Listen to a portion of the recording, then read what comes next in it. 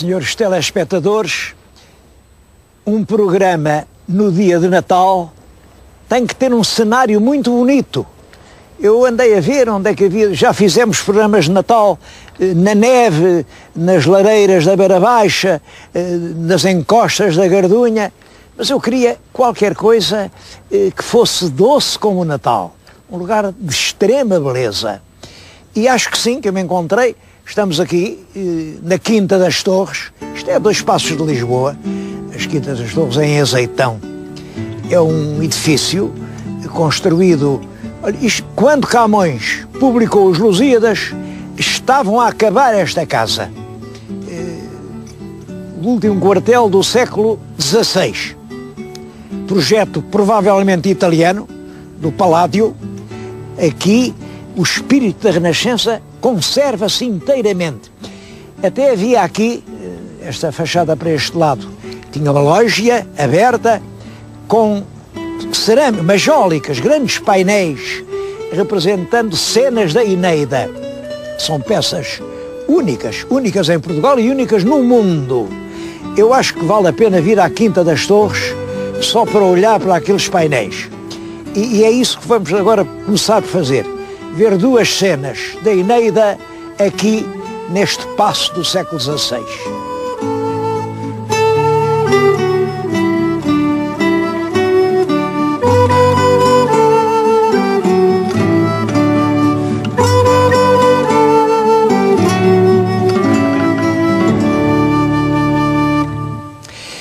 Os painéis italianos do século XVI são 2. Este representa a morte da rainha Dido. Bom, a história é esta. O Enéas voltava de Troia, porque ele era troiano. Troia foi destruída, incendiada, e ele resolveu fugir e veio pelo Mediterrâneo, às voltas, fundou Roma, e um grande poeta latino do século I a.C., morreu exatamente quando Cristo nasceu. Virgílio faz um poema que influenciou de uma maneira extraordinária toda a literatura europeia do Renascimento. É a Eneida. Eneida é o poema de Enéas.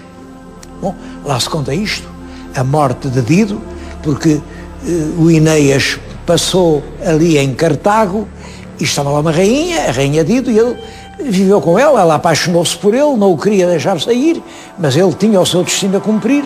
Lá estão os navios que o levaram, lá está o Enéas a embarcar, mas a Dido, desesperada, atirou-se sobre uma espada que a matou. Bom, é um dos painéis. O outro representa o próprio incêndio de Troia, com o cavalo de Troia, em que os gregos conseguiram entrar em Troia escondidos num cavalo. Vê-se mesmo o Enéas fugindo de Troia, mas fugiu, mas levou às costas o velho pai Anquises. O Anquises, coitado, já estava muito velho, já não sabia fugir, e o robusto filho Enéas põe-o às costas e foge da cidade. Estes 2 painéis cerâmicos são 2 peças únicas no mundo.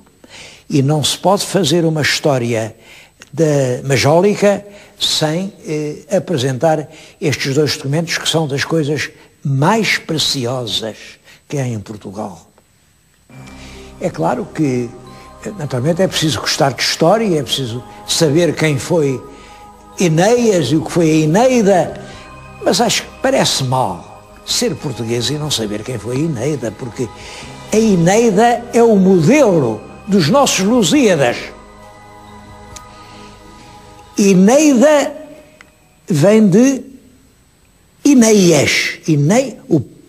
A vida de Enéas é a Eneida. Como a vida de Odisseus da Odisseia.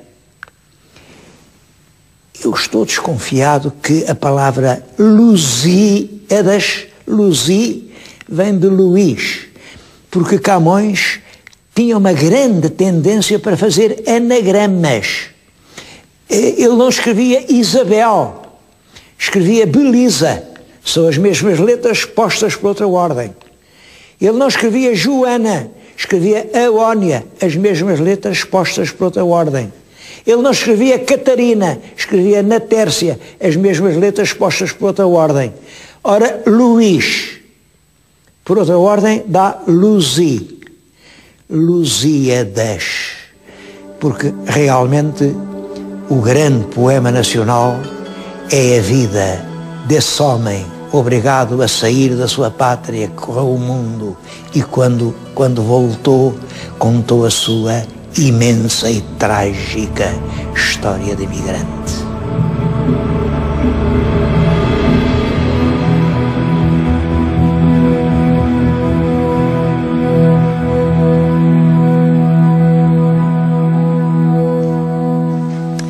Ainda não disse quem foi o primeiro construtor deste palácio. É um grande fidalgo do século XVI, Dom Diogo de Essa. Esta família, Essa, é uma das famílias mais ilustres que houve em Portugal. E ilustre e trágica. Eu acho que recordar essa história é um bom tema para nos entretermos aqui ao calor desta lareira. Enfim, estava bem longe, Dom Diogo dessa, de imaginar que 500 anos depois eu iria aqui contar a história toda da família dele. Os Essas vêm do casamento do rei Dom Pedro I com a rainha Inês de Castro. Eu digo casamento porque para mim não tenho razão nenhuma para pôr em dúvida que Dom Pedro casou com Dona Inês. Ele jurou sobre Santos Evangelhos, declarou publicamente, tratou os filhos como filhos legítimos. E depois, é claro, veio um advogado muito desperto, que era João das Regras, ele não casou nada, mesmo que casasse ele não tinha dispensa, eles ainda eram primos. Bom, isso são habilidades, são rebuliços de advogado. O certo é que o rei jurou que tinha casado. E o sacerdote que os tinha casado, que depois foi bispo da Guarda, dos Cabrais, é o tronco dos Cabrais, também jurou sempre que o casamento era verdadeiro. Bom, desse casamento, Dom Pedro com Inês de Castro, nascem 3 filhos e um deles é o infante Dom João. O infante Dom João era, portanto, irmão do Dom Fernando, rei, e quando Dom Fernando morresse, era natural que fosse o Dom João o rei. Só que este Dom João era muito simpático, o povo adorava, diz que tinha 2 cães magníficos, era um grande caçador, uma grande figura, mas não seria muito inteligente, porque deixou-se cair numa intriga e estupidamente foi a Coimbra, matou a mulher, a Dona Maria Teles, é claro, depois cai-lhe a justiça de em cima, ele teve que fugir, ele fugiu com um filho, Dom Fernando, e é esse Dom Fernando, filho do infante Dom João, que dão-lhe uma terra na Galiza, uma pequena vila, de que ele foi senhor, a vila de Essa. Esse chamou-se, portanto, Dom Fernando de Essa. É esse a cabeça de todos os Essas que depois houve em Portugal. Devo dizer que ele fez bem, ele esforçou-se bem por expandir o nome da família. Dizem os nobiliários que ele teve 46 filhos, 14 da mesma dona, que era a esposa dele, e os outros como pôde. Mas é claro que 46 insou tudo isto de gente chamada essa. Em Espanha há muitos, na Galiza há muitos, e em Portugal houve imensos. E todos notáveis. Houve essas capitães mores, houve essas conselheiros de Dom João II, houve essas no Oriente, na Índia, nos descobrimentos, muitas abadesas nos grandes mosteiros. O que é curioso, e este Dom Diogo dessa, é um desses grandes Essas, que fez grandes feitos por esses mares, e voltou aqui com o dinheiro que ganhou e fez este lindíssimo palácio. O que é curioso é que o mais famoso de todos os Essas viria a ser José Maria Essa de Queiroz, que é o único que não era Essa. Ele era filho do juiz Queiroz, mas a mãe ninguém sabe quem teria sido. Eu creio mesmo que o próprio Essa não sabia quem era a mãe. E por isso é que ele tem aquela preocupação do incesto. Sempre que ele olhava para uma rapariga bonita, perguntava, mas não será incesto? Pois claro, quem não sabe quem é a mãe pode ser sempre irmão de toda a gente. Mas não é por essa razão do incesto que eu digo isso, é que, de facto, isso é uma história. É uma boa história para contar aqui ao calor da lareira. Sabem que Eça de Queiroz foi registado como filho de mãe incógnita. O que é esquisito, porque a mãe sabe sempre quem é a mãe. Às vezes o pai, há quem diga ou quem não diga. Agora a mãe sabe-se. Pois não, o pobre Eça não sabia, pôs-se lá, mãe incógnita. Claro, depois a família, os filhos disseram, bom, mãe incógnita por uma razão. É que o juiz Queiroz já namorava aquela senhora, a dona Palmira dessa, mas adiantou-se e a criança nasceu antes do casamento e, portanto, parecia mal. Nessa altura essas coisas pareciam muito mal ter um menino antes de ser casada e, portanto, ela disse, ponha lá a mãe incógnita. Mas não é nada disso. E eu até me espanto como foi possível durante mais de 100 anos contar-se essa patranha quando os factos são evidentes. E olhem, e foi preciso este programa para trazer à claridade essa evidência que é de uma importância radical para entender a obra de Eça de Queiroz. Lá no registro de nascimento não está só que o menino é filho de mãe incógnita, está mais do que isso. Está que é essencial que o nome da mãe não conste para não ser preciso algum dia pôr uma ação de filiação. Ora, isto não se percebe, então quer dizer, se estivesse lá o pai e a mãe, era preciso investigar, não era preciso investigar nada, estava lá tudo declarado, o pai era este, a mãe era aquela, não era preciso investigar nada. Mas esta exigência, não consta o nome da mãe, para não ser precisa uma ação de investigação, de filiação, só é possível num caso. A mãe era casada com pessoa que não era o verdadeiro pai. E segundo a lei, os pais das crianças das mulheres casadas são os respectivos maridos. Como aquele não era o caso, o marido era o outro, era preciso pôr uma ação de filiação para mostrar que o verdadeiro pai não era o marido da senhora, mas era o juiz Queiroz. É a única interpretação possível para essa frase que está lá escrita, ainda hoje lá está. O nome da mãe não pode constar para não ser indispensável amanhã uma ação de investigação de filiação. Portanto, Eça de Queiroz não tinha mãe. Ele não sabia quem era a mãe. E isso, um homem que não sabe quem é a mãe, é um homem que não tem Natal. Não há nada tão triste como a descrição do Natal nas páginas de Eça de Queiroz.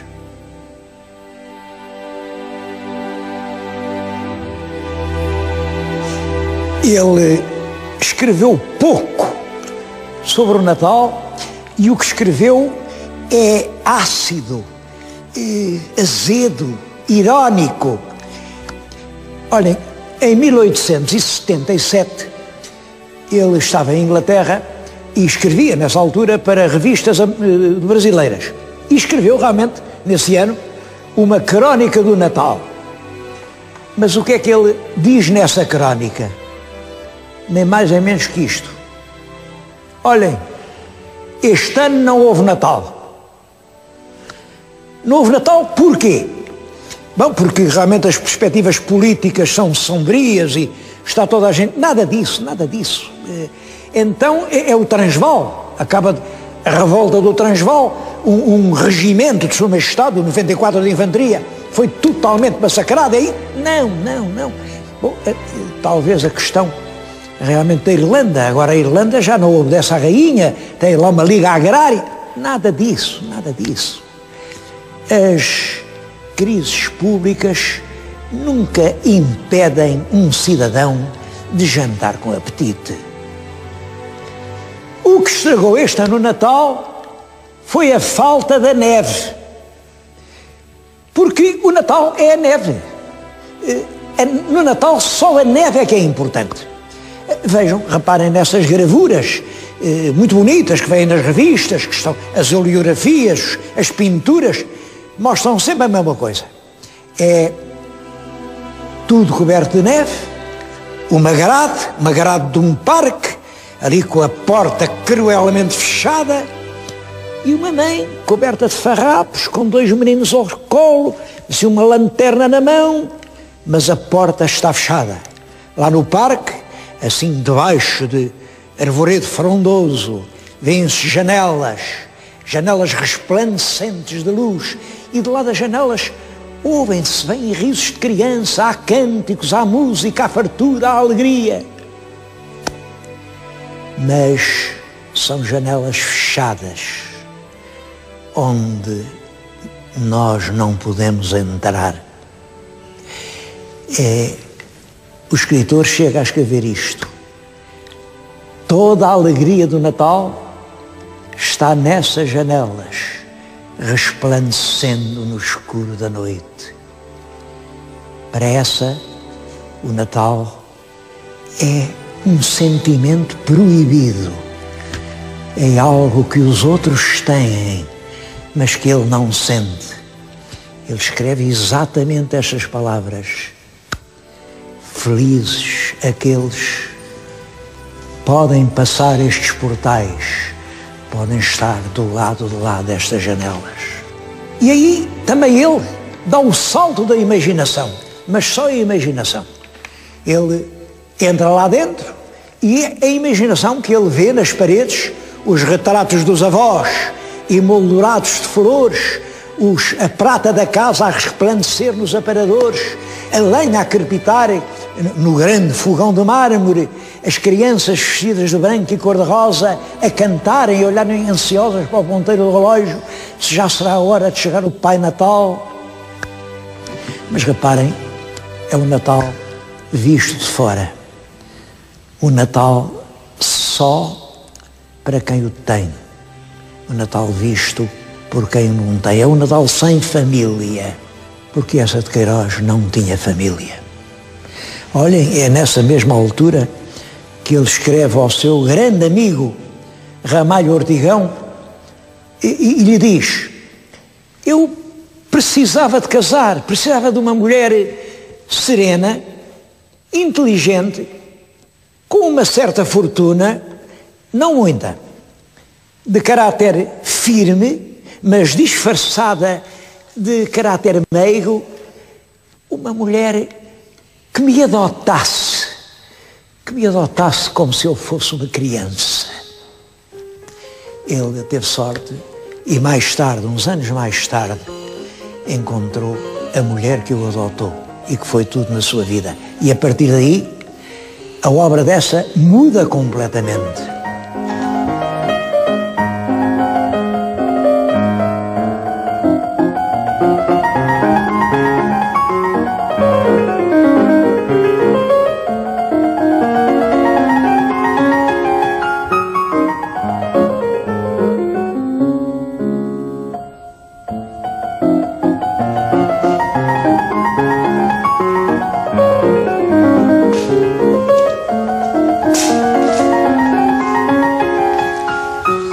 Natal não tem neve, tem o calor da braseira, tem a saudade dos pais, tem a amizade dos irmãos, tem a ternura do lar.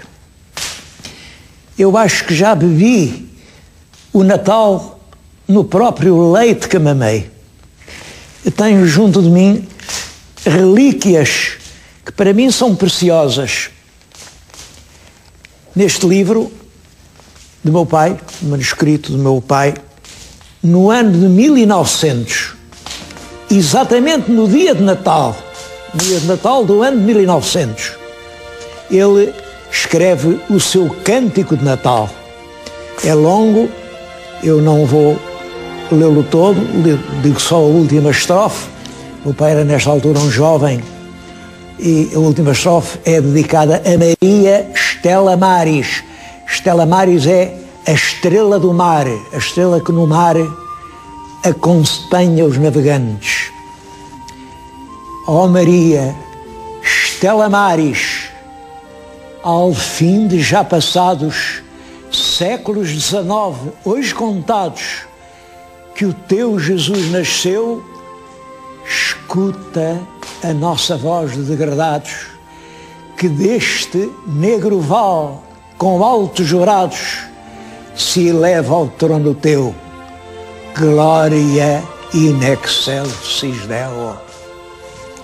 Emociona-me muito que meu pai, neste Natal de 1900, tenha escrito este cântico, porque eu, e ainda o não sabia, passados 40 anos, também numa longa noite de Natal, escrevia a uma menina que eu então namorava e que agora é a minha doce companheira.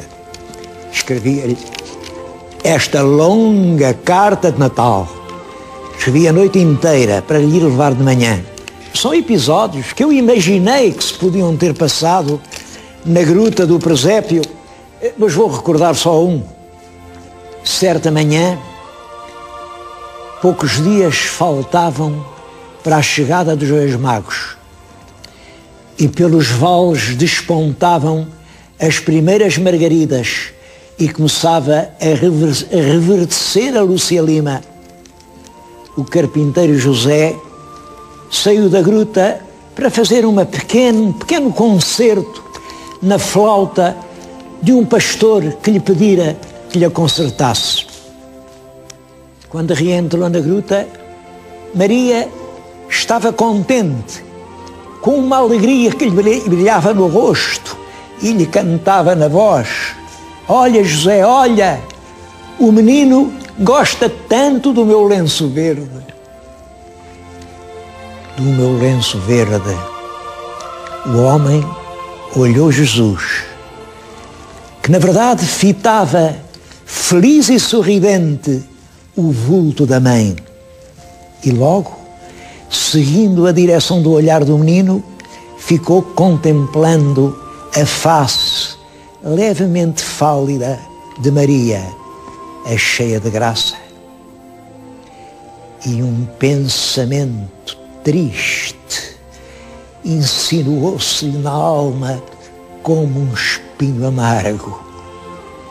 Maria era tão linda e ele estava tão velho. Houve um instante de silêncio, mas Maria compreendeu.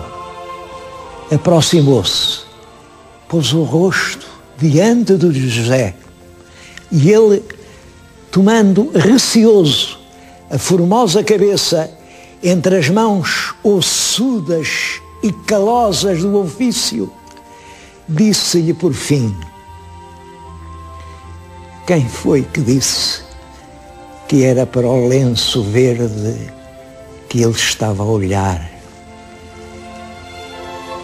E ninguém tem prova nenhuma de que não tenha sido então pela primeira vez que os ouvidos de Jesus escutaram no silêncio daquela gruta o doce ciciar de um beijo.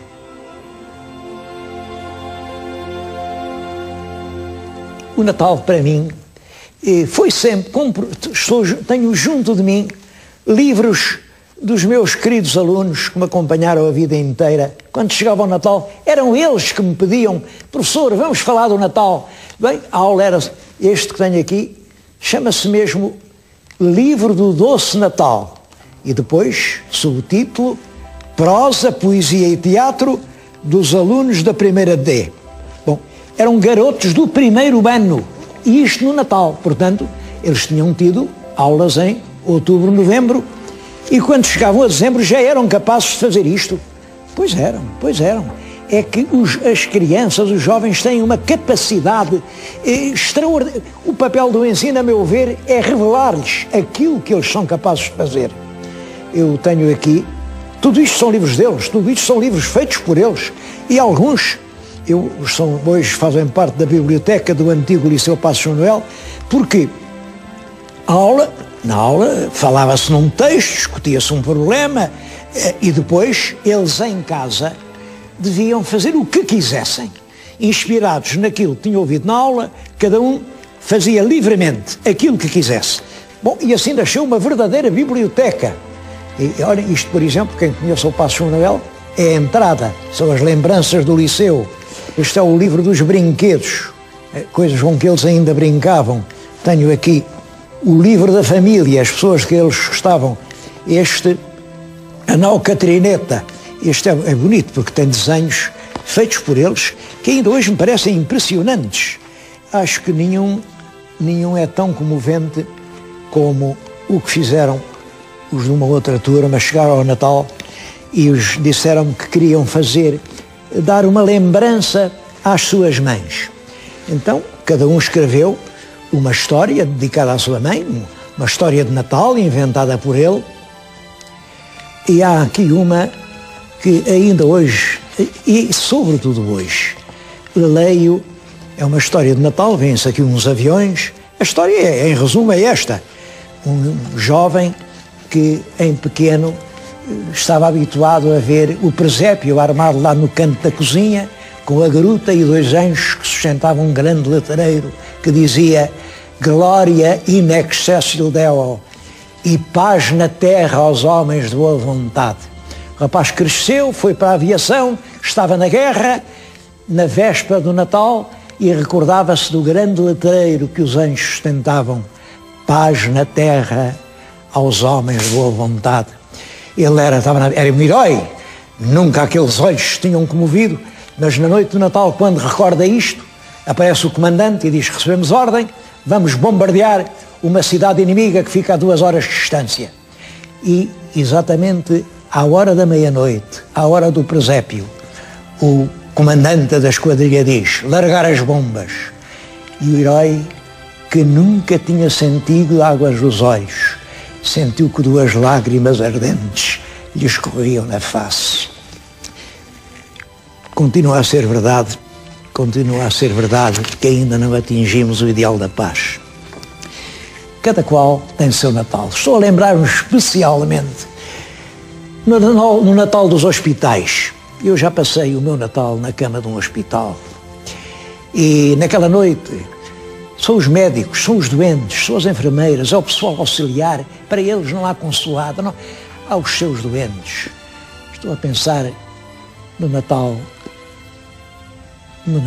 dos ausentes, de tantos telespectadores que eu tenho espalhados por esse mundo e eles não podem vir. A pensar no Natal dos soldados que andam na guerra e a pensar, sobretudo, no Natal daqueles para quem não há Natal. O meu voto, e creio que o voto de todos nós, meus bons amigos, é que um dia haja um mundo em que exista Natal para todos.